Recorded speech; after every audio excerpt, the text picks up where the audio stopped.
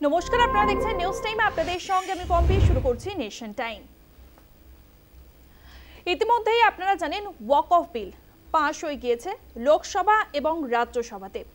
লোকসভায় প্রথমে 8 ঘন্টা ধরে আলোচনা হওয়ার কথা ছিল এই ওয়াক অফ বিল নিয়ে, কিন্তু দীর্ঘ 14 ঘন্টা ধরে আলোচনা হয়। শেষ পর্যন্ত আমরা কি দেখতে পাই? আমরা দেখতে পাই যে লোকসভায় রাত 2টোর সময় পাস হয় walk of bill, walk of সংশোধনী বিল 2025।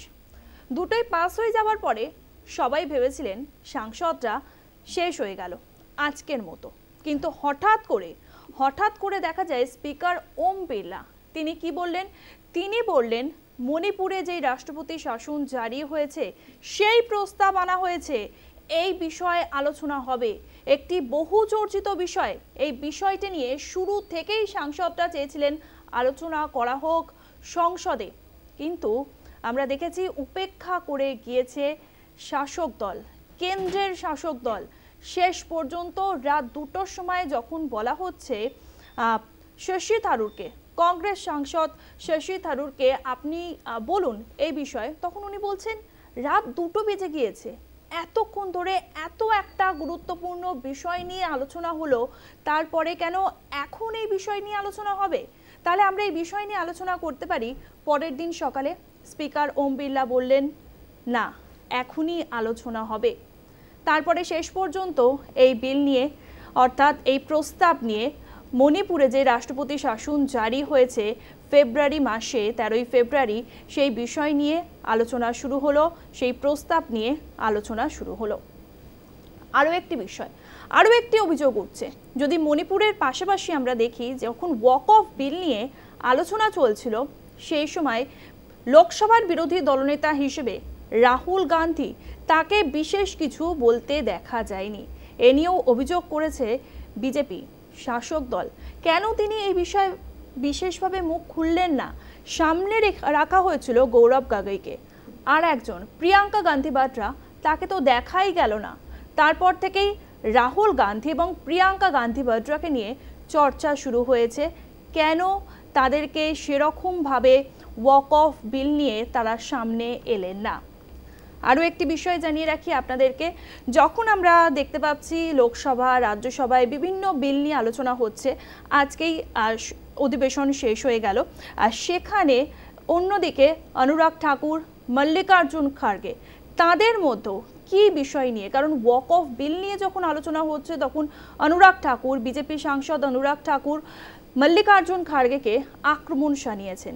তিনি বলেছেন কর্ণাটকে যেই ওয়াক অফ বোর্ড, সেখানে কেলেঙ্কারি হয়েছিল, তার সঙ্গে নাম জড়িয়েছিল মল্লিকার্জুন খাড়গে, ঠিক এইভাবে নিশানা করেছেন। তারপরেই মল্লিকার্জুন খাড়গে, যিনি কংগ্রেস সভাপতি, রাজ্যসভার বিরোধী দলনেতা, তিনিও ছাড়েননি। তিনি বলছেন অনুরাগ ঠাকুরের পদত্যাগ চাই, সেই পদত্যাগ দাবি করেছেন।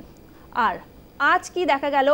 আজ তৃণমূল কংগ্রেসের তরফ থেকে তারা, তৃণমূল সাংসদরা, তারা সংসদ থেকে ওয়াক আউট করলেন। তারা বারে বারে চেয়েছিলেন যে এপিক ইস্যু নিয়ে আলোচনা হোক, কিন্তু সেই এপিক ইস্যু নিয়ে আলোচনা হয়নি। 27শে ফেব্রুয়ারি মুখ্যমন্ত্রী মমতা বন্দ্যোপাধ্যায় তিনিই প্রথম এই বিষয়টি সামনে আনেন, ভুয়ো ভোটার, ভুতুড়ে ভোটার। কারণ এপিক নম্বর শুধু একজনের নয়, একাধিক মানুষের রয়েছে এবং তারা বিভিন্ন রাজ্যের হতে পারে, সেই প্রমাণও সামনে এসেছে। এই সমস্ত বিষয় নিয়ে আজকে আমরা নেশন টাইমে আলোচনা করব। তবে তার আগে আপনাদেরকে একটু জানিয়ে রাখি, মণিপুরের যে বিষয়ে বলছিলাম, মণিপুরে যেখানে রাষ্ট্রপতি শাসন জারি হয়েছে, গত 1.5 থেকে 2 বছর ধরে উত্তপ্ত পরিস্থিতি রয়েছে মণিপুরে। তারপরেই সেখানে বীরেন সিং মুখ্যমন্ত্রীর পদ থেকে পদত্যাগ করতে বাধ্য হয়েছেন। বাধ্য হওয়ার পরেই সেখানে রাষ্ট্রপতি শাসন জারি করা হয়। রাষ্ট্রপতি শাসন জারি করার পরে তারপরে এই প্রস্তাব পাশ করা হয়েছে লোকসভায় রাত 2টোয়। প্রথমে আপনাদেরকে শোনাবো কেন্দ্রীয় স্বরাষ্ট্রমন্ত্রী অমিত শাহ, তিনি কি বললেন এই প্রস্তাব পাশ নিয়ে। संविधान के अनुच्छेद 356(1) के अंतर्गत राष्ट्रपति महोदय द्वारा 13 फरवरी 2025 को जारी की गई उद्घोषणा का अनुमोदन करने का मैं प्रस्ताव लेकर सदन के सामने आया हूं। जैसा मैंने कहा, 4 महीने से एक भी मौत नहीं हुई है, 2 इंजर्ड हुए हैं और परिस्थिति बाय एंड लार्ज कंट्रोल में। मैं नहीं कहता संतोषजनक है। ये हमारे मुख्यमंत्री ने इस्तीफा दिया, फिर राज्यपाल ने भाजपा के 37, एनपीपी के 6, एनपीएफ के 5, जेडीयू के 1 और कांग्रेस के 5 सदस्यों से चर्चा करी।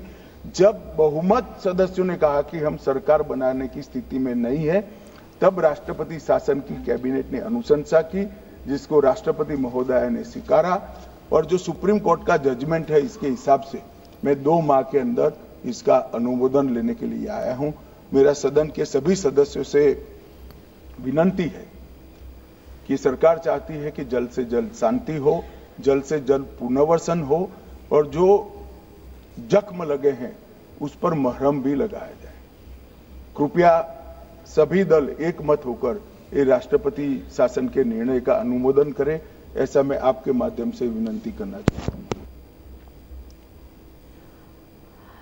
আমরা আলোচনা করব, আমাদের সঙ্গে রয়েছেন বিজেপি মুখপাত্র মৌমিতা চক্রবর্তী, সঙ্গে রয়েছেন কংগ্রেস মুখপাত্র অরিন্দম গোস্বামী। আপনাদের দুজনকেই নিউজ টাইমে স্বাগত। মৌমিতা দি, আপনি শোনালাম কেন্দ্রীয় স্বরাষ্ট্রমন্ত্রী অমিত শাহ তিনি বললেন যে প্রস্তাব তারা আনলেন এবং এই বিষয় নিয়ে আলোচনা করা হবে। যেখানে মণিপুরে রাষ্ট্রপতি শাসন জারি হয়েছে 13ই ফেব্রুয়ারি, তারপরে এই প্রস্তাব পাশ করানোর জন্য রাত 2টো কেন, সারা দিন ধরে ওয়াক অফ বিল নিয়ে আলোচনা চললো। যেখানে 8 ঘন্টা আলোচনা হওয়ার কথা ছিল, সেখানে 14 ঘন্টা ধরে আলোচনা চললো। তারপরে এই গুরুত্বপূর্ণ বিষয় কাটতে না কাটতেই এই গুরুত্বপূর্ণ বিষয় আনা হলো কেন, তার আগে কেন আলোচনা করা হলো না?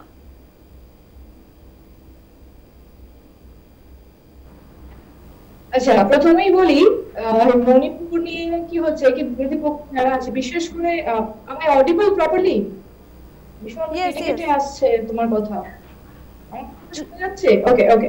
কি হয় কি কংগ্রেস, বিশেষ করে আমি যদি যখন বিরোধী পক্ষের কথা এখানে বলছি তো আমি কংগ্রেসের কথা বলি। কংগ্রেস কি করছে, দশকের পর দশক ধরে মণিপুরের এই মণিপুরে ঘটেছে, যেটা তো আজকে প্রথম করছে না। এই কিছু জাতির মধ্যে নিজেদের জমি জমা নিয়ে এবং এদের মধ্যে এই খেয়ে খুনাখুনি মারামারি এগুলো দশক ধরে হয়ে আসছে এবং যার জন্য এগুলোকে সঠিকভাবে কাজকর্ম ঠিকঠাক করতে না পেরে কংগ্রেস কি করছে, বছরের পর বছর ধরে দশকের পর দশক ধরে শুধু দোষারোপ করে এসছে, নিজেরা কিছু করতে পারেনি। যার জন্য ওই 80 to 90 দশকের মধ্যে ওরা কি করলো, অ্যাপসপাকে ওখানে ইমপ্ল্যান্ট করলো। তাতে করে কি হলো, সাধারণ মানুষের জনজীবন বিপন্ন করা হয়েছিল, কারণ অ্যাপসের হাতে সেই ক্ষমতাটা কিন্তু থাকে যে তারা যখন চাইবে যদি তারা গুলি চালিয়ে দেবে, তারা মানুষের উপর যেটা হয় যে নির্যাতন করবে, কিন্তু ভীষণভাবে জীবন যেটা বিপন্ন হয়েছিল। এত দিন ধরে সেটাকে প্রত্যাহার করার কথা কিন্তু কোনো সরকার, কোনো ইন্ডিভিজুয়াল কেউ ভাবেনি। আজকে যখন মোদী সরকার সেটা করছে, মোদীজির সরকার যখন ধীরে ধীরে আজপাকে প্রত্যাহার করার প্রয়াস এবং তারা সেটা সফল, এবং এই যে মণিপুরে আজকে যে ঘটনাটা ঘটেছে তারপরে যে মুখ্যমন্ত্রীর পদত্যাগ, শুধু তাই নয়, অমিত শাহ জি প্রত্যাহার করার কথা বলছেন, কিন্তু 6 মাসের জন্য আবার বাড়ানো হয়েছে আপসপা। বলছি আমি একটু শেষ করে তো হ্যাঁ, এবার এই যে সেনা মোতায়েন করে সবকিছুকে একটা আস্তে আস্তে পরিস্থিতিটাকে নিয়ন্ত্রণে নিয়ে আসা হচ্ছে, এটা তারা বিরোধীরা সহ্য করতে পারছে না। এই যে আমাদের দেশের এত উন্নতি হচ্ছে, আজকে আমাদের আমাদের ভারতবর্ষের কি অবস্থা ছিল, আজকে যেখানেতে মানে আমরা একদম তলানিতে এসে থেকেছিলাম, আমাদের ডেভেলপিং কান্ট্রি বলা হয়েছিল, কংগ্রেস ডেভেলপ তো করতে পারলো না।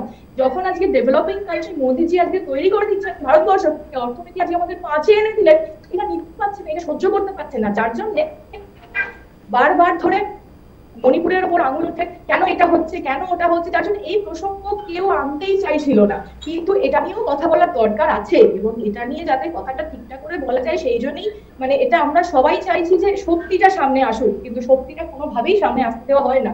আজকে যে সুরক্ষিত করার চেষ্টা করছেন মোদীজি, শুধু মণিপুর বলে না, উত্তর মানে ওই নর্থ ইস্টার্ন যে সমস্ত জায়গাগুলো আছে, প্লাস কাশ্মীরেও এই অ্যাপসটা একটা সময় আপনি বলছেন সত্যিটা আসতে দেওয়া হয় না, কারা সত্যিটা আসতে দেয় না? আমরা ভয় শূন্যভাবে ঘুরতে যাই যে না ঠিক আছে আর কোনো সমস্যা নেই। কথা ভীষণ কেটে যাচ্ছে, একটু যদি ক্লিয়ার করে শুনতে পাই ভালো হয়। মনে হয় নেটওয়ার্কের প্রবলেম হচ্ছে। হ্যাঁ, আপনি বলছেন যে মণিপুরের সত্যিটা সামনে আসতে দেওয়া হয় না, কারা আসতে দেয় না, কারা বাধা দিচ্ছে? কোথায়, মানে টুরিস্টদের? হ্যাঁ, আপনি তো বললেন যে মণিপুরের যে সত্যি ঘটনা শুধুমাত্রই বিজেপি। আমি বলছি মণিপুরে, হ্যাঁ এবারে কি হচ্ছে, আজকে ধরো তুমি কোথাও একটা বেড়াতে যাচ্ছ, সেখানে যদি লাইফস্টাইল ঠিকঠাক না থাকে, সব থেকে বড় কথা তুমি যদি সেখানে নিরাপত্তার অভাব দেখো, তুমি তো যাবে না। আজকে কাশ্মীরে এতটাই টেররিজমের সমস্যা ছিল, যার জন্য আমরা কাশ্মীরে যেতাম ভয় পেতাম যে বাবা যদি বাড়ি বেড়াতে গেলাম যদি আমরা প্রাণ নিয়ে ফিরতে না পারি, হতেই পারে পরিজন বাড়িতে আছে, যদি আমরা ফিরতে না পারি, যদি টেররিস্টের গুলিতে আমরা যদি উড়ে যাই, হয়তো টেররিস্ট গুলি চালালো, পাকিস্তানে গিয়ে লাশটা পড়লো, হতেই পারে সেটা। তো এই সেম প্রবলেম, এই বিভাজন, বিভাজন, তারপরে মারপিট, দাঙ্গা হাঙ্গামা, এটা নর্থ ইস্টের ঘটনা। নর্থ ইস্টে তো এই জিনিসগুলো হয়েছে, শুধু তার কেউ আফসা ইমপ্ল্যান্ট করে রাখবে না। তো একই সেখানে একটা সমস্যা ছিল, তারপরে তো সেখানে তো আফসাকে ইমপ্ল্যান্ট করে সেটাকে আরো একটা বড় ঘটনায়, মানে একটা বড় রকম ভাবে একটা সেই কি বলবো ভায়োলেন্স মূলক একটা গঠনমূলক তো কিছু হলো না, একটা ভায়োলেন্স মূলক জায়গা তৈরি হয়ে গেল। তো সেখানে মানুষজন কি করে যাবে? এইভাবেই তো সেখানে পর্যটক মানে প্রাণ ভয় যেতে পারতো না। সোজা কথা, এক কথা বলতে গেলে প্রাণ ভয় আমরা কোথাও যেতে পারতাম না, আমরা কাশ্মীর যেতে পারতাম না, আমরা নর্থ ইস্টের জায়গাগুলো যেতে পারতাম না, কারণ সেখানে সমস্যা যেরকম আজকে মানুষ কি হয়, ইসরায়েল যেতে ভয় পায়, প্যালেস্টাইন যেতে ভয় পায়, ঠিক সেরকমই আমাদের ভারতবাসীদের জন্য একটা সময় ছিল নর্থ ইস্টের জায়গায় আমরা যেতে ভয় পেতাম, আমরা কাশ্মীর যেতে ভয় পেতাম, কিন্তু এখন আমরা মাথা তুলে যেতে পারি। এখন আমরা প্রাণ ভয় আমাদের নেই যে না আমরা কাশ্মীর গেলে আমরা জানি একদম প্রাণ নিয়ে আমরা বাড়ি ফিরবো, আমাদের মরতে হবে না। তাহলে আপনি বলতে চাইছেন যে হ্যাঁ, বিজেপির জন্যই মণিপুরের যে ঘটনা ঘটছে সেটা সামনে এসেছে, সবাই জানতে পেরেছে। আমার কথা কি শোনা যাচ্ছে? আচ্ছা, আমাদের সঙ্গে রয়েছেন কংগ্রেস মুখপাত্র অরিন্দম গোস্বামী। অরিন্দম দা, শুনলেন আপনি যে কোথাও গিয়ে মণিপুরের হিংসার জন্য দায়ী করা হচ্ছে কংগ্রেসকে। দেখুন, ওনার কথা আমি ভালো শুনতে, মানে শুধুমাত্র শব্দ কিন্তু শুনতে পেয়েছি, কিন্তু ঠিকভাবে বুঝতে পারিনি। ঘটনা হয়েছে কি জন্য কংগ্রেসকে দাবি করা হয়েছে আমরা বুঝতে পারছি না। ওখানে দুটো জনজাতি গোষ্ঠীর লড়াই করছে, সেখানে অন্য একটা দল সরকার চালাচ্ছে, সেই সরকার সেই জনজাতি গোষ্ঠী দুজনকে ব্যর্থ হয়েছে কন্ট্রোল করতে, সেখানে মহিলাদের উলঙ্গ করে পথে পথে ঘোরানো হচ্ছে। এইটা কন্ট্রোল করতে সরকার ব্যর্থ হয়েছে, আর দোষ নাকি কংগ্রেসের। এবার এই ধরনের যুক্তি যারা দেবে তাদের সাথে তর্ক করে তো কোনো লাভ নেই। কিন্তু আমি আপনার এবং আপনার যে সমস্ত দর্শকরা রয়েছেন আমাদের দেখছেন, আমি তাদের কাছে জানতে চাইছি, আচ্ছা বলুন তো, পশ্চিমবঙ্গে যদি একই ঘটনা ঘটে, পশ্চিমবঙ্গে যদি কোনো মহিলাকে এরকম ভাবে উলঙ্গ করে ঘোরানো হয়, পশ্চিমবঙ্গে যদি কাউকে রেপ করা হয়, পশ্চিমবঙ্গে যদি এই সেম সার্কামস্ট্যান্স তৈরি হয়, তাহলে আজকে বিজেপি কি বলবে? বিজেপি কি কংগ্রেসের দোষ দেবে? বিজেপি কি সিপিএম এর দোষ দেবে? নাকি বিজেপি তৃণমূলের দোষ দেবে? নিশ্চয়ই তৃণমূলের দোষ দেবে। বিরোধী দলনেতা শুভেন্দু অধিকারী রয়েছেন, তিনি তৃণমূলের বিরুদ্ধে কথা বলবেন এবং খুব সংগত ভাবেই বলবেন, এটাই বলা উচিত। কিন্তু একই ঘটনা যখন বিজেপিতে বলছে, আমি বুঝতে পারছি না। দেখুন, এইটা যদি একদম মনুবাদী বলুন বা একদম পুরুষতন্ত্র ভিত্তিক সমাজের কোনো পুরুষ বলতো, সেক্ষেত্রে না হয় মেনে নেওয়া যেত যে তাদের একটা বায়াসনেস রয়েছে। কিন্তু একজন মহিলা হয়ে কি করে এই ঘটনাকে আমাদের বিজেপির প্রতিনিধি যে এরকম ভাবে আড়াল করতে চাইছেন, আমি বুঝতে পারছি না। এতে ওনার মানসিক সংকীর্ণতা প্রকাশ পাচ্ছে। পরিষ্কার কথা হচ্ছে, দেখুন, সরকার অনেক জায়গায় সফল হয়, সরকার অনেক জায়গায় ব্যর্থ হয়। ব্যর্থতাটাকে যদি স্বীকার করে নিতে পারে, তাহলে তাহলে অন্তত এইটুকু বোঝা যায় যে ভবিষ্যতে তারা তাদের যে খামিগুলো রয়েছে, তাদের যে ভুলগুলো রয়েছে, সেগুলো শুধরে নিতে তারা আগ্রহী। কিন্তু সেটা যদি না হয়, একের পর এক যদি ধামাচাপা দেওয়ার চেষ্টা করা হয়, তাহলে বুঝতে হবে যে এগুলো প্রত্যেকটা ইন্টেনশনাল, তাদের ব্যর্থতাকে ঢেকে দেওয়ার চেষ্টা করা হচ্ছে। এবং ভবিষ্যতে এর থেকে ভারতবর্ষ বলুন, মণিপুর বলুন বা অন্য যে কোনো রাজ্য বলুন যেখানে বিজেপি রয়েছে, সেখানকার সাধারণ মানুষের মুক্তি নেই।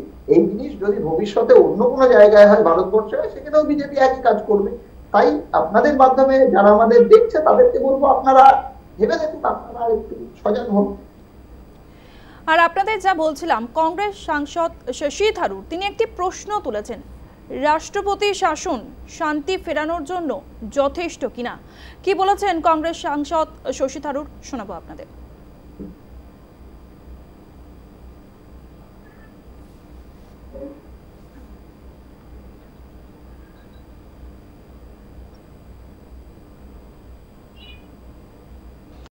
Dr. Shashi Tharoor ji.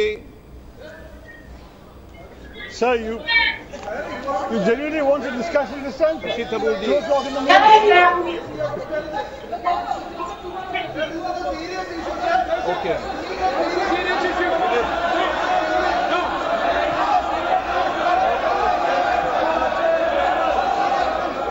Let's do it tomorrow, sir. So let's do it tomorrow morning. आप शशि थरूर जी बोलना चाहते हैं? So हम बोलेंगे, लेकिन तो बोलिए। Of course, we will all go along with this resolution. We are not going to oppose it. We know that constitutionally it is required for the country.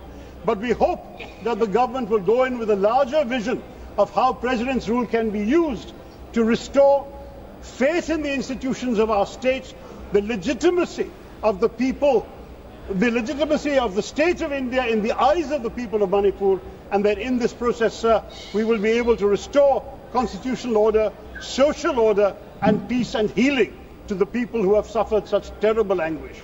No one should have to go through what the people of Manipur have endured. Let us not add neglect to that. Let us not use President's rule only as a law and order enforcement mechanism. Let us think of the people of Manipur and bring them healing, closure, and peace. আপনাদেরকে শোনালাম শশী থারুর, তিনি প্রশ্ন তুললেন শান্তি ফেরানোর জন্য রাষ্ট্রপতির শাসন জারি করা কতটা গুরুত্বপূর্ণ। এই বিষয় নিয়ে আমরা আলোচনা করব, আরো বেশ কয়েকটি বিষয় নিয়ে আলোচনা করব, তবে এখন সময় একটা বিরতির।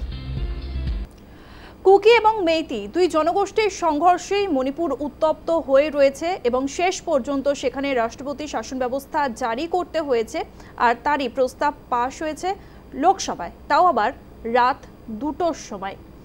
তবে বিরোধীদের তরফ থেকে যে প্রশ্ন করা হয়েছে, কেন গোটা দেশ যখন ঘুমোচ্ছে সেই সময় এই নিয়ে আলোচনা করা হলো, এত একটি গুরুত্বপূর্ণ বিষয় নিয়ে আলোচনা করা হলো যেখানে গোষ্ঠী সংঘর্ষের ঘটনা ঘটেছে, সেই গোষ্ঠী সংঘর্ষ থামাতে, সমাজের বিভাজন রুখতে কী পদক্ষেপ করা হতে পারে, এই বিতর্ক গোটা দেশ দিনের বেলায় যখন জেগে সেই সময় তো সাধারণ মানুষের সামনে আসতো, কেন হঠাৎ করে রাত 2টোর সময় গভীর রাতে এই বিষয় নিয়ে আলোচনা করা হলো, তা পর্যালোচনা করার যথেষ্ট সুযোগ ছিল ওই বিতর্ক নিয়ে। দিদি কি বলবেন? দেখো, প্রথমে যেটা একটা কথা বলি যে মণিপুরে এই মেইতি আর কুকি সম্প্রদায়ের মধ্যে যে ঝামেলাটা, সেটা তো আজকে তো বহু পুরনো, কিন্তু কংগ্রেস সেটা কখনো সমাধানের চেষ্টা করেনি। আর বিজেপি প্রথমবারের মতো এই সংকট থেকে মোকাবিলা করার কথা বলছে। এবং বিষয়টা হচ্ছে যে কেন রাতের বেলায় হলো, কেন দিনের বেলায় হলো না। এবার কথা বলি, সমাধান যাই হোক বা কথাবার্তা যাই হোক, রাতের বেলা দিনের বেলার মধ্যে পার্থক্য তো কিছু নয়। মেন কথা হচ্ছে জিনিসটার একটা সলিউশন হওয়া। সলিউশনটা যখনই হোক সেটা হওয়াটা দরকার, তাই তো?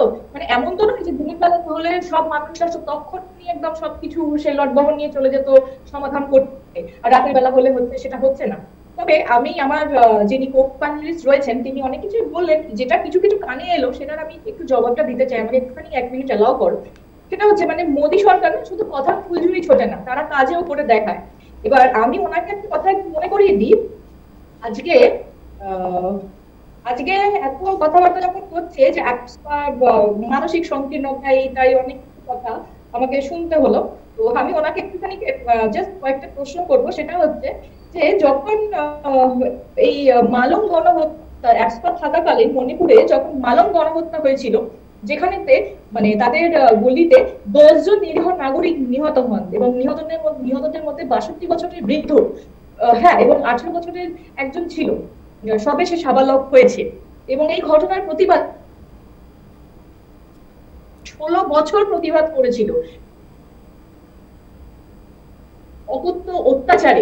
অত্যাচারের নিপীড়নে মানুষ নিপীড়িত এতটাই হয়েছিল, ইরান শর্মিলা 16 বছর ধরে উনি অনশন করেন, উনি ধর্মঘট করেন, তখন গিয়ে যেটা মানে ইতিহাসের দীর্ঘতম অনশন আন্দোলন হিসেবে খ্যাত। আমার মনে হয় কো-প্যানেলিস্ট বিভিন্ন চাপে বা প্রেসারে এই কথাগুলো হয়তো ভুলে গেছেন। কারণ কি হয় না, আমরা শুধু বিরোধিতাটা অনেক সময় করে ফেলি, বিরোধিতা করতে হবে তাই বিরোধিতা করছি, এইটুকুই। বিরোধিতা করার সময় অনেক লজিক থাকে, সেই লজিক গুলো করতে হয়, আর এগুলো একটুখানি তার জন্য একটু পড়াশোনার দরকার হয়। যাই হোক, আমি ওনাকে ছোট করছি না। অরিন্দম দা কি উত্তর দেবেন? তারপরে থাংজাম মনোরমা হত্যা, সমস্যাটা হচ্ছে জুলাই মণিপুরে থাংজাম মনোরমা অরিন্দম দা আপনার উত্তর দিচ্ছে, আপনার প্রশ্নের উত্তর দিচ্ছে। এগুলো সঙ্গে থাকুন। হ্যাঁ অরিন্দম দা, হচ্ছে আপনারা সরকারকে বিরোধিতা করবেন, আপনাদের সবসময় এটা যে শুধু বিরোধিতা করব, সেই জন্যই বিরোধিতা করব, কোনো পয়েন্ট আপনারা কথা বলতে পারেন না। এতগুলো প্রশ্নের উত্তর চাওয়া যায়। মমিতা দি সঙ্গে থাকুন। আপনাদের সমস্যা যে মোদী সরকারকে ছোট করতেই হবে, চলো ছোট করতে বসে পড়ি, আরে পয়েন্ট থাকবে কিন্তু যুক্তিসঙ্গতভাবে কথা বলুন না। হ্যাঁ অরিন্দম দা হয়েছে। এবার বলছি, ঘটনা হচ্ছে লেম এক্সকিউজ আর লেম রিজনিং নিয়ে টিভিতে বসে মুখপাত্র হওয়া যায়, কিন্তু লোকসভায় গিয়ে তো আর সেটা করলে হয় না।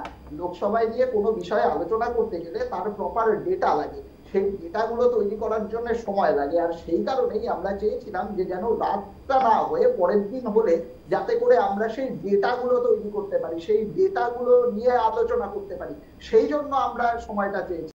আজকে যদি কেউ বলে দেয় শুধুমাত্র আলোচনা হওয়ার দরকার ছিল, তাই আলোচনা হওয়ার জন্য রাত হোক দিন হোক, এইটা হচ্ছে লেম এক্সকিউজ। মানে যারা বোঝে না, বললাম যে টিভিতে নিয়ে বসলেই মুখপাত্র হওয়া যায়, কিন্তু ওরা কেবলমাত্র আলোচনায় অংশগ্রহণ করলেই বা নবশ্রী বিষ্ণু বলে ওই সবাই গিয়ে বসে পড়লেই তো আর সেটা নিয়ে আলোচনা হয় না। হ্যাঁ অরিন্দম দা, কেউ কাউকে ব্যক্তিগত আক্রমণ করবেন না। অরিন্দম দা, কাউকে ব্যক্তিগত আক্রমণ করবেন না। না না, কেউ কাউকে ব্যক্তিগত আক্রমণ করবেন না। আমরা এই বিষয় নিয়ে আলোচনা করবো, এর পাশাপাশি যে বিষয়গুলি বলেছি সেই বিষয়গুলো নিয়েও আলোচনা করব। তবে এখন সঙ্গে এখন সময় একটা বিরতির। ফিরে এলাম বিরতির পর। আমরা আলোচনা করছিলাম মণিপুরের রাষ্ট্রপতি শাসন জারি হয়েছে এবং এই প্রস্তাব পাস হয়েছে লোকসভাতে, তাও আবার রাত 2টোর পরে এই বিষয় নিয়ে আলোচনা করা হয়। কেন্দ্রীয় স্বরাষ্ট্রমন্ত্রী অমিত শাহ এই প্রস্তাব আনেন, তারপরে শুরু হয় আলোচনা। তবে যেখানে রাষ্ট্রপতি শাসন ব্যবস্থা মণিপুরে জারি করা হয়েছে, সেখানে রাষ্ট্রপতির শাসনে কি মণিপুরে আদৌ সমস্যা মিটবে? এটাই এখন সবথেকে বড় প্রশ্ন, কারণ আরও 6 মাসের জন্য আফস্পা বাড়িয়ে দেওয়া হয়েছে। আমরা আলোচনা করছিলাম, আমাদের সঙ্গে রয়েছেন কংগ্রেসের অরিন্দম গোস্বামী। অরিন্দম দা, কি মনে হচ্ছে রাষ্ট্রপতি শাসন ব্যবস্থা জারি হয়েছে মণিপুরে, আদৌ কি সমস্যা মিটবে? দেখুন, পরিষ্কার কথা হচ্ছে সমস্যা মেটার আগে সমস্যার জড় পর্যন্ত যাওয়ার দরকার। কোথায় সমস্যাটা তৈরি হয়েছে? দেখুন, দুটো যেটা বলছিলেন না আমাদের বিজেপির প্রতিনিধি, দুই সম্প্রদায়ের মধ্যে গন্ডগোল অনেক দিনের, গন্ডগোল যদি অনেক দিনের হয়, সেই গন্ডগোলের সূত্রটা কি সেইটা তো আগে চিহ্নিত করার দরকার। নাকি লেঠেল হাতে কিছু লেঠেল বাহিনী দুই দলের মধ্যে দিয়ে গেলে সেই সমস্যার সমাধান হবে? হ্যাঁ সত্যি তো, যখন টেনশন তৈরি হয়েছে, সেই টেনশন কে কমানোর জন্য, সেই টেনশনকে থামানোর জন্য একটা সাপোর্টিং সিস্টেম দরকার, একটা কি বলবো সার্ভুলেন্স দরকার। কিন্তু সেইটা যে এই ব্যাপারটাকে সম্পূর্ণরূপে চিরতরে নিবৃত করতে পারবে এমনটা তো নয়। সেই কাজটা আগে সরকার করুক। আর সবচেয়ে বড় কথা হচ্ছে, দেখুন আমরা ভারতবর্ষের গণতান্ত্রিক নাগরিক, গণতন্ত্রকে আমরা নিজেদের রিপ্রেজেন্টেশন বলে মনে করি, সে আমরা ভোট দেই আর না দিই। সেই জায়গায় আগে ওখানকার মানুষের, যেটা আমাদের নেতাও বলছিলেন, যে সেইখানকার মানুষের সরকারের নির্বাচনের দায়িত্ব তাদের দেওয়ার দরকার, যে তারা তাদের রিপ্রেজেন্টেটিভ পাঠাক, সেই রিপ্রেজেন্টেটিভের সাথে কথা বলে এই যে টেনশনটা তৈরি হচ্ছে তার একদম মূলে পৌঁছে সেই সমস্যাটাকে সমাধান করা হোক। আর যারা দোষী, যারা এই ঘটনার সাথে এই নিন্দনীয় নক্কারজনক ঘটনার সাথে সরাসরি যুক্ত রয়েছে, তাদের প্রত্যেকের যথোপযুক্ত শাস্তির ব্যবস্থা করুক। এইটা দেখুন, এইটা সেনা পারবে না। এইটা যদি করতে হয় নির্বাচিত সরকার, এইটা যদি করতে হয় কোর্টকেই করতে হবে। সেই দায়িত্বটা থেকে ভারতবর্ষের সরকার বলুন বা সেখানকার নির্বাচিত সরকার বলুন, তারা এড়িয়ে যেতে পারে না। আমি আবারও বলছি যে টেনশনটাকে কমানোর জন্য, টেনশনটাকে আপাততভাবে স্থিমিত করার জন্য রাষ্ট্রপতি শাসন ঠিক আছে, কিন্তু তারপরে এইটাকে চিরতরে মুক্তির জন্য এর জন্য যথোপযুক্ত কথাবার্তা প্রয়োজন, এর জন্য আলোচনা প্রয়োজন, এবং তারপরে এদের যে নিজেদের সরকার, সেই নিজেদের রিপ্রেজেন্টেশন দরকার। মৌমিতা দি, যেভাবে আমরা দেখলাম নির্বাচিত সরকারকে সরিয়ে দেওয়া হলে মণিপুরে, সেটা কি গণতন্ত্রের সংকোচন নয়? এবার একটা কথা বলি, যে আজকে যে সমস্যাটা মণিপুরের হয়েছে, যেটা উনি বললেন অরিন্দম দা, আমার কো প্যানেলিস্ট, হ্যাঁ সেটা আজকের, এটা ডেফিনেটলি নয়, এটা অনেকদিন ধরেই এটা তৈরি হয়েছে। এবং যে সময় এটা তৈরি হয়েছে তখন আমাদের ভারতবর্ষের কংগ্রেসের আমল ছিল, তারাও কিন্তু এটাকে সমাধান কিছু করতে পারেননি। তারা কিন্তু অ্যাপসও বসিয়ে দিয়েছিল এবং তাতে করে আরো ঝামেলা বেড়ে গেছিল। তাতে করে জিনিসটাকে তারাও কিন্তু, এই যেমনি বললেন সমাধানের চেষ্টা করা দরকার, তো কংগ্রেস সরকার কি করছিল? তারা কেন সমাধানের চেষ্টা করেনি? তারাও তো এটা করতে পারতো। কথাবার্তা যেটা উনি এতক্ষণ বিজেপির করা উচিত বলে বললেন, তাদের সরকার তো সেটা চিটেফোঁটা করেনি, উল্টে এতগুলো বছর ধরে আশপাশেই বসিয়ে রেখে দিয়েছিল এবং তার ফলে যে অশান্তির সূত্রপাত হয়েছিল আমি সেটাও বলেছি। নাও কামিং টু ইউর পয়েন্ট, যেটা হচ্ছে যে এখন গণতান্ত্রিক মানে গণতন্ত্র ব্যাহত হচ্ছে কিনা সেখানে একটা কথা বলি। যখন আজকে বিজেপি সরকারের যিনি সিএম ওখানে ছিলেন, হ্যাঁ, তো উনি আজকে এখানে নিজে থেকে রিজাইন করেছেন, কারণ ওনার মনে হয়েছে যে উনি সামলাতে পারছেন না, উনি ব্যর্থ হয়েছেন, সেই জন্য উনি কিন্তু রিজাইন করেছেন। কিন্তু আমাদের পশ্চিমবঙ্গে যদি আমি দেখি, মানে দিনের পর দিন ধরে ধর্ষণ, দিনের পর দিন ধরে এত দুর্নীতি, কালকে 26,000 লোকের চাকরি গেছে, তারপরেও পশ্চিমবঙ্গের কিন্তু সিএম কে আমরা মানে পদত্যাগ দিতে দেখি না। শুধু তাই নয়, আজকে সেখানে অমিত শাহ নিজে না দিদি, এই জায়গায় একটা কথা বলি, যে এখানটায় আপনি বলছেন পদত্যাগ দিতে দেখি না, সেখানে তাহলে একটু বলে রাখি, মণিপুরে যে ঘটনা ঘটে গিয়েছে সেটি আপনিও জানবেন, যিনি মুখ্যমন্ত্রী ছিলেন, পদত্যাগী মুখ্যমন্ত্রী বা প্রাক্তন মুখ্যমন্ত্রী বীরেন সিং, তিনি পদত্যাগ করতে বাধ্য হয়েছেন। তিনি কেন্দ্রীয় স্বরাষ্ট্রমন্ত্রীর অমিত শাহর অত্যন্ত আস্থাভাজন একজন মানুষ, এবং যে সময়ে অনাস্থা প্রস্তাব আনা হচ্ছিল কংগ্রেসের তরফ থেকে, তখন বিজেপিরই কিছু বিক্ষুব্ধ গোষ্ঠী ছিল, তারা সমর্থন করছিলেন, তারা বলেও দিয়েছিলেন কংগ্রেসের আনা অনাস্থা প্রস্তাবকে সমর্থন জানাবেন। তারপরেই তড়িঘড়ি বীরেন সিংকে ডেকে পাঠানো হয়েছিল, তিনি দিল্লিতে গিয়েছিলেন, কেন্দ্রীয় স্বরাষ্ট্রমন্ত্রী অমিত শাহ বিজেপির সর্বভারতীয় সভাপতি জেপি নাড্ডার সঙ্গে বৈঠক করেছিলেন। সেই বৈঠক করে ফিরে আসার পরেই তারপরেই সঙ্গে সঙ্গে রাজ্যপালের কাছে যান, রাজ্যপালের কাছে গিয়ে তিনি পদত্যাগপত্র জমা করেন, তারপরে সেই ইস্তফাপত্র গ্রহণ করেছেন রাজ্যপাল। অর্থাৎ কোথাও গিয়ে চাপের মুখে পড়ে কিন্তু বীরেন সিং তিনি পদত্যাগ করতে বাধ্য হয়েছেন। হ্যাঁ, সেটা কিন্তু অস্বীকার কেউ করছে না। এবার বলি, এই পদত্যাগের পেছনেও কিন্তু একটা উদ্দেশ্য কোথাও হলেও আছে, যেটা অনেকেই দেখতে পান না বা দেখতে পান না। সেটা হচ্ছে যে যে রাষ্ট্র ব্যবস্থাটা দরকার, সেই জায়গাটা সামাল দেওয়াটা দরকার। এই মুহূর্তে যেটা বিজেপির মূল উদ্দেশ্য ছিল, মণিপুর জ্বলছে, মণিপুর উত্তপ্ত হচ্ছে, সেই জায়গাটাকে একদম ঠিক করা, যাতে একটা শান্তি শৃঙ্খলা বজায় থাকে, বজায় রাখার জন্য এক্স্যাক্টলি যেটা করা দরকার। তাহলে কি দিদি রাষ্ট্রপতি শাসন যে জারি করা হয়েছে, এই রাষ্ট্রপতি শাসনে কি মণিপুরের সমস্যা মিটবে বলে মনে হচ্ছে? সেটা সত্যি কথা বলতে কি, আগে থেকে তো অনেকটাই কন্ট্রোল হয়েছে। আগে যে অসম্ভবভাবে বিক্ষুব্ধ একটা অবস্থা চিত্র আমরা দেখতে পেয়েছি চ্যানেলে বা নিউজ পেপারে আমরা দেখতে পেয়েছি, তার থেকে তো এখন সিচুয়েশন কিছুটা কন্ট্রোল। আমার শাসন ব্যবস্থার উপর বা আমাদের দলীয় সিদ্ধান্তের উপর আস্থা আছে। সেটা আরো যত সময় যাবে, আরো শান্তি শৃঙ্খলা বাড়বে। আশা করি একটা সময় একদম নর্মাল হয়ে যাবে, আর কোনো রকম কোনো অশান্তি থাকবে না। দেখো, অশান্তি কে চায়? আমরা সবসময় শান্তি প্রিয় দেশের কামনা করি, আমরা সবসময় চাই সবকিছুর মধ্যে শান্তি থাকুক। যার জন্য আজকে আমাদের ভারতীয় জনতা পার্টি, আমরা আমাদের ম্যানিফেস্টো যেগুলো রাখি, কোনটাই কিন্তু ভোট ব্যাংকের রাজনীতি আমরা করি না, যে না শুধু ভোটের জন্য আমরা এটা করছি। এখন যদি এইটার মধ্যে ঢুকি তাহলে অনেক কথাই বলা যায়, but I don't want to get into all this, কারণ সেটা আমাদের টপিকের বাইরে। কাজেই আমরা যে ডিসিশন গুলো নিই, ভারতীয় জনতা পার্টির যে ডিসিশন নেওয়া হয়, এটা কিন্তু একটাও ভোট ব্যাংকের আশায় নয়। আজকে এই যে রাষ্ট্রপতি শাসন জারি করা হয়েছে, সেটাও কিন্তু কোনো ভোট ব্যাংকের আশায় নয়, যে আজকে আমরা শাসনটা জারি করলাম, ওখান থেকে দুটো ভোট বেশি পেলাম না। আর বিরোধীরা তো বারে বারে অভিযোগ করছেন যে প্রধানমন্ত্রী নরেন্দ্র মোদী তিনি এখনো পর্যন্ত কেন মণিপুরে গেলেন না। এখানে একটা কথা, আমি জানতাম এই প্রশ্নটা আসবে এবং এই প্রশ্নটা করাটা খুব স্বাভাবিক। একটা কথা বলি, আজকে আমাদের যে কোনো দেশের প্রধানমন্ত্রী হচ্ছে দেশের মানে রাষ্ট্রনায়ক।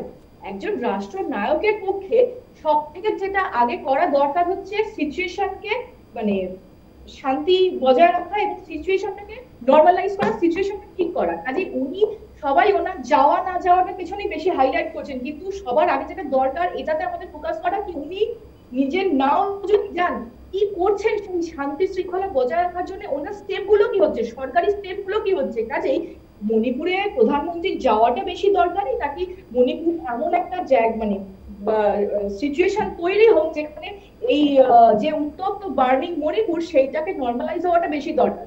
এবারে একটা কথা বলি, যে প্রধানমন্ত্রী না যাওয়া নিয়ে অনেক জায়গাতেই আমাদের এগুলো শুনতে হয়, অথচ আমাদের পশ্চিমবঙ্গে আমরা কিন্তু মানে কোন রকম ভাবে আমাদের মুখ্যমন্ত্রীকে এই সমস্ত না না, এখন আমার প্যানেলে এই মুহূর্তে তৃণমূলের কোনো প্রতিনিধি নেই, কোনো সমর্থক নেই, তাই আমি তৃণমূল কংগ্রেসকে নিয়ে আলোচনা করব না। আমাদের সঙ্গে কংগ্রেসের থেকে রয়েছেন অরিন্দম দা। অরিন্দম দা, কি বলবেন? যেখানে প্রধানমন্ত্রীর যাওয়া নিয়ে কথা হচ্ছে, এখনো পর্যন্ত যাননি প্রধানমন্ত্রী মণিপুরে। দেখো, বিজেপি হচ্ছে এমন একজন ছাত্র, একদম অ্যাজ ইফ তৃণমূলের মতো, যে তোমার আগের যত যা ভুল আছে, যত যা খারাপ আছে, সেগুলো সব অ্যাকোয়ার করতে পেরেছে, কিন্তু ভালোটা কিছু অ্যাকোয়ার করতে পারেনি। এদের কান ধরে এর জন্যই মরে দেওয়া উচিত। দেখো, এই যেটা বলছিল না, মণিপুরে এই সমস্যা অনেক দিনের, এই সেই, কিন্তু তুমি কি দেখেছো এর আগে কখনো এরকম ভাবে উলঙ্গ করে ঘোরাতে?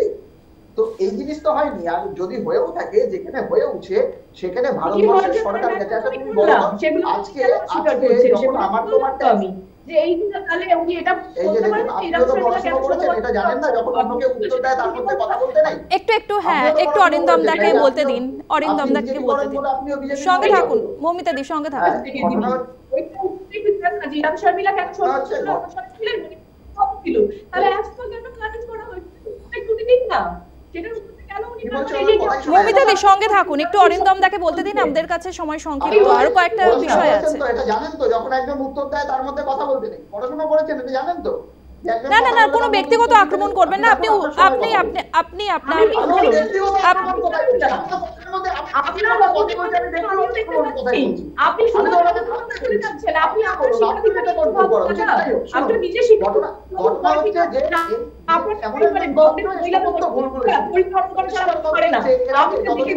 কংগ্রেসের শাসনকাল ছিল।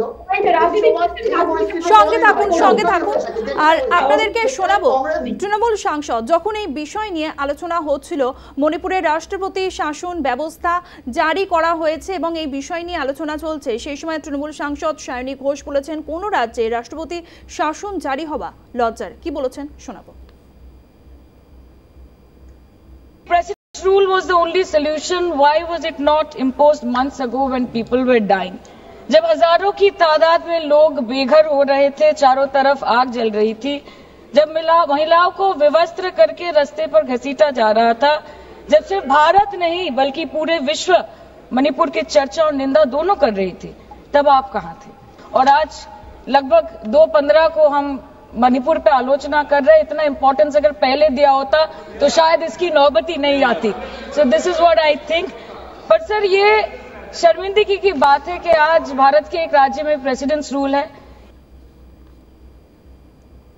এখন সময় হয়ে গিয়েছে একটা বিরতির পর আমরা ফিরবো ওই আলোচনা নিয়ে, যেখানে ওয়াকফ বিল অত্যন্ত গুরুত্বপূর্ণ একটি বিষয়। সেই ওয়াকফ বিল নিয়ে কেন নীরব থাকলেন রাহুল গান্ধী, কেন এগিয়ে দেওয়া হলো গৌরব গগৈকে, ফিরবো এই আলোচনা নিয়ে। এখন সময় একটা বিরতিতে যাওয়ার আগে আপনাদেরকে যা জানাচ্ছিলাম, কয়েকদিন আগেই রাহুল গান্ধী তিনি একটি অভিযোগ করেছিলেন, গত 7-8 দিন ধরে লোকসভায় তাকে কিছু বলতে দেওয়া হচ্ছে না।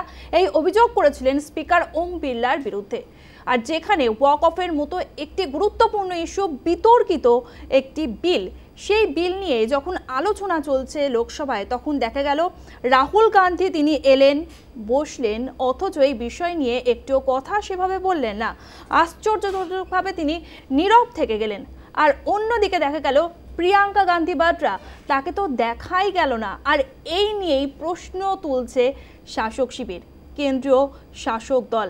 আর কথা বলবো, আমাদের সঙ্গে রয়েছেন কংগ্রেস থেকে অরিন্দম দা। অরিন্দম দা, কি বলবেন, কোথায় কেন রাহুল গান্ধী এতটা নীরব থাকলেন? ওয়াকফ ইস্যুতে কেন এগিয়ে দিলেন গৌরব গগৈ? কাউকে এগিয়ে দেওয়ার প্রশ্ন নয়, মানে সমস্যাটা হচ্ছে দলটা তো জাতীয় কংগ্রেস, আমাদের প্রত্যেকটা বিষয়ে আলোচনা করার জন্য যথেষ্ট সংখ্যক লোক আছে, সেই ধরনের এলিমেন্ট আমাদের কাছে যথেষ্ট পরিমাণ মজুদ আছে। আমাদের তো আর বিজেপি নয় যে ওই একা কুম্ভ হয়ে দাঁড়িয়ে রয়েছেন নরেন্দ্র মোদী, জিতে গেলে সব ওনার ক্রেডিট, হেরে গেলে মানে অন্য লোকের ডিসক্রেডিট, এই সমস্ত হবে।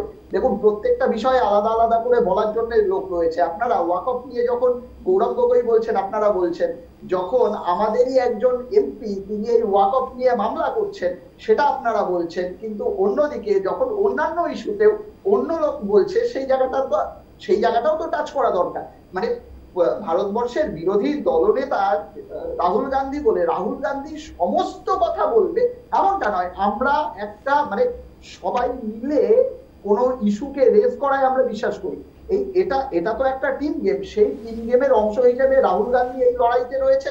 এই লড়াই নিয়ে প্রশ্ন গৌরব গগৈ করেছেন, কিন্তু আমরা জাতীয় কংগ্রেস একদম সর্বতভাবে সমস্ত দল মানে সমস্ত রকম ভাবে আমরা এই ইস্যুতে ওয়াকফের পাশে রয়েছি। ওয়াকফ বিল যেটা হয়েছে সেটা অগণতান্ত্রিক, সেটা ফেরত নেওয়ার যে লড়াই, সেই লড়াইয়ে আমরা পাশে রয়েছি। হ্যাঁ, প্রশ্নটা হয়তো গৌরব গগৈ করেছেন, কিন্তু এই লড়াইটা যেমন গৌরব গগৈয়ের, এই লড়াইটা যেমন রাহুল গান্ধীর, এই লড়াইটা প্রিয়াঙ্কা গান্ধীর, এই লড়াইটা জাভেদ খান, এই লড়াইটা আমাদের প্রত্যেকের।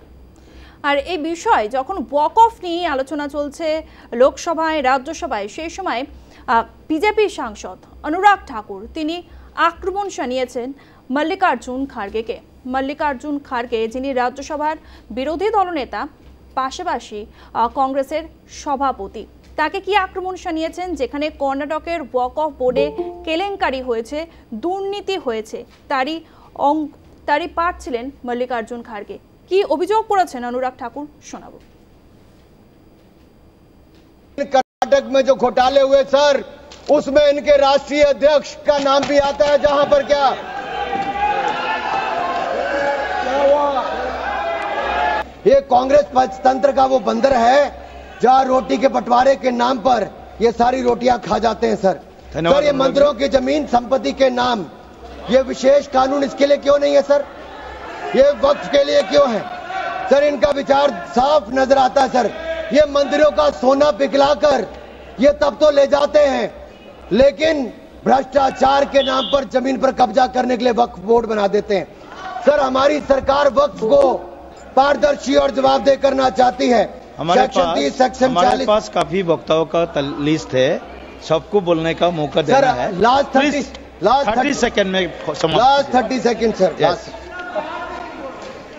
सर आपने कहा था कि कोई बीच में टोका टोकी नहीं करेगा, लेकिन इन्होंने तो एक ऐसा जमींदार खड़ा कर दिया है जो एक नहीं अनेक ऐसी हजारों करोड़ रुपए की संपत्तियां खा गए।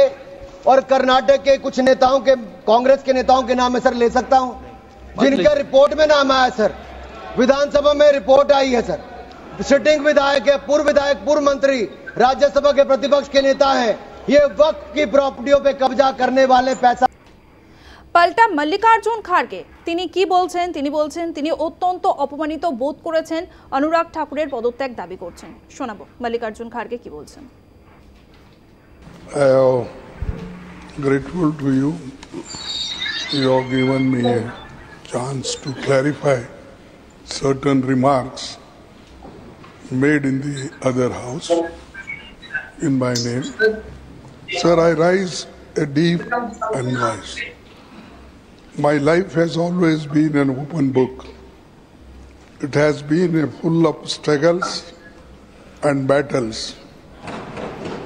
But I have always upheld the highest values in public life. After almost 60 years in politics, I do not deserve this. Yesterday, completely false and baseless charges were hurled at me in the Lok Sabha by Sri Anurag Thakur. When he was challenged by my colleagues, দেখলেন আক্রমণ শানিয়েছেন, সেই বিষয়টি আপনাদের সামনে আমরা তুলে ধরলাম। আর আমাদের সঙ্গে আলোচনাতে রয়েছেন অরিন্দম দা, অন্যদিকে আছে বিজেপির তরফ থেকে মৌমিতা দি। মৌমিতা দি, আমাদের হাতে সময় ভীষণ কম, একটু সংক্ষেপে আপনার কাছ থেকে জানতে চাইবো, ঠিক এরকম ভাবে ব্যক্তিগত আক্রমণ কি করা যায়? একদম সংক্ষেপে। আসলে আমি কেটে গেছিলাম অনেকটা, আমি না ঠিক মিস করে গেছিলাম। হ্যাঁ, মানে আপনার কাছে আমি জাস্ট দুটো ব্যক্তিগত আক্রমণ ছেড়ে দিন, ব্যক্তিগত আক্রমণ ছেড়ে দিন। আগে বলুন যে সমস্ত বিজেপি মিলে আমরা সবাই মিলে যাই যে জাতীয় কংগ্রেসের দ্বারা Narendra Modi anti corruption bureau যারা রয়েছেন বেশ আমাদের হাতে একদম সময় নেই, আর অন্যদিকে একদম শেষে আপনাদেরকে জানাবো, যেখানে এপিক ইস্যু নিয়ে 27শে ফেব্রুয়ারি ভুয়ো ভোটার ধরতে হবে বলেছিলেন তৃণমূল সুপ্রিমো মমতা বন্দ্যোপাধ্যায়। তারপরেই নির্বাচন কমিশনের তরফ থেকে বলা হয়েছিল 3 মাসের মধ্যে এই সমস্যার সমাধান করা হবে, এই আশ্বাস দেওয়া হয়েছিল। যদিও দেখলাম এই অধিবেশনে অন্তত আলোচনা হলো না এপিক ইস্যু নিয়ে। আজকে সংসদ থেকে ওয়াকআউট করেছেন তৃণমূল সাংসদরা। ছোট করে আপনাদেরকে শোনাবো তৃণমূল সাংসদ ঋতব্রত রায় তিনি কি বলেছেন। আপনারা জানেন আজকে শেষ দিন এই বাজেট অধিবেশনের। লাগাতার প্রথম দিন থেকে মমতা বন্দ্যোপাধ্যায় এই যে ইস্যু তুলেছিলেন 27শে ফেব্রুয়ারি, বিশেষ করে ডুপ্লিকেট এপিক কার্ডের বিষয়টি, এই ডুপ্লিকেট এপিক কার্ডের বিষয় হরিয়ানার নাম, গুজরাটের নাম, পশ্চিমবঙ্গের এপিক কার্ড সেই নাম্বারের সঙ্গে মিলে যাচ্ছে। আমরা লাগাতার সমস্ত বিরোধীরা একযোগে নোটিশ দিয়েছেন, একযোগে আলোচনা করেছেন। সরকার একবারের জন্য গোটা সেশনে, গোটা অধিবেশনে একদিনের জন্য এই আলোচনা অ্যালাউ করলেন। আপনারা শুনলেন একবারের জন্যও আলোচনা হয়নি। আর আজকের মতো নেশন টাইম এখানেই শেষ করতে হচ্ছে। আমার সঙ্গে ছিলেন বিজেপি মুখপাত্র মমিতা চক্রবর্তী, কংগ্রেস মুখপাত্র অরিন্দম গোস্বামী। আর আপনারা দেখতে থাকুন news time, any time, all the time. আর আমার সঙ্গে দুজন ছিলেন, তাদের দুজনকে অনেক ধন্যবাদ।